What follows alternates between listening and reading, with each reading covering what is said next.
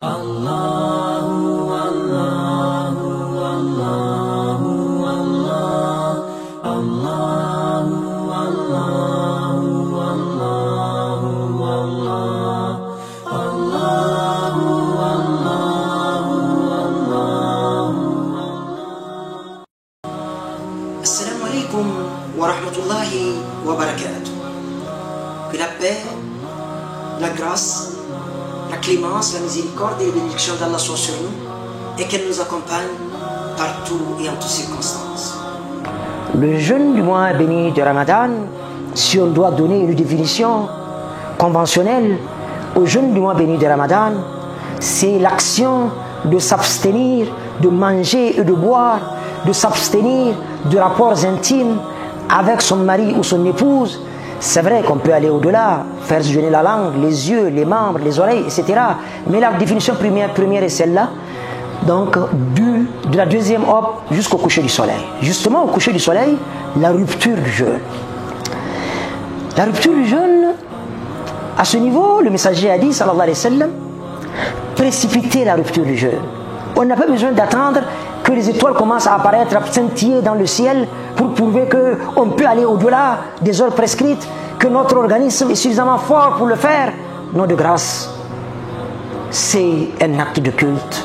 Un acte de culte obéit à des règles, à des principes, édictés par le maître de l'univers, seul législateur en la matière. Alors, le messager dit, sallallahu alayhi wa sallam, ma communauté restera dans la baraka, restera unie. La cohésion de ma communauté sera préservée aussi longtemps qu'au moment de la rupture du jeûne. Elle le fait tout de suite, elle n'attend pas trop. Et au moment du suhour, elle va jusqu'à la dernière seconde. C'est pas la peine d'arrêter très tôt pour dire que aujourd'hui je vais faire mieux que les autres. Ou bien au moment de la rupture, dire je vais rompre après la prière de Isha. Là, on risque de sortir du jeûne. Faisons extrêmement attention. Donc la rupture, précipiter la rupture du jeûne dès qu'on a les heures. Et par la grâce de Dieu aujourd'hui, on a les heures pour peu que les heures que nous avons avec nous sont des bonnes heures. Et alhamdulillah rabbil alamin, il y a les télés qui sont là, qui vont passer les heures de prière. Et bien, masha'Allah, il y a beaucoup de mosquées ici à Niamey. Et bien, je pense bien qu'on ne peut pas se tromper. Maintenant, il nous est recommandé au moment de la rupture d'invoquer le Seigneur. Le messager a dit, sallallahu alayhi wa sallam, il y a une invocation au moment de la rupture qui n'est jamais refusée. Et au moment de la rupture, mangeons le minimum possible, le minimum nécessaire. Pour certains, il y a une revanche à prendre sur le repas, une revanche à prendre sur le coca, une revanche à prendre sur le yaourt, sur que sais-je encore. Et il ne faut pas aller de même morte, non. Le jeûne, c'est une discipline. Quand le ventre a faim, l'âme est rassasiée. Quand le ventre est rassasié, l'âme a faim.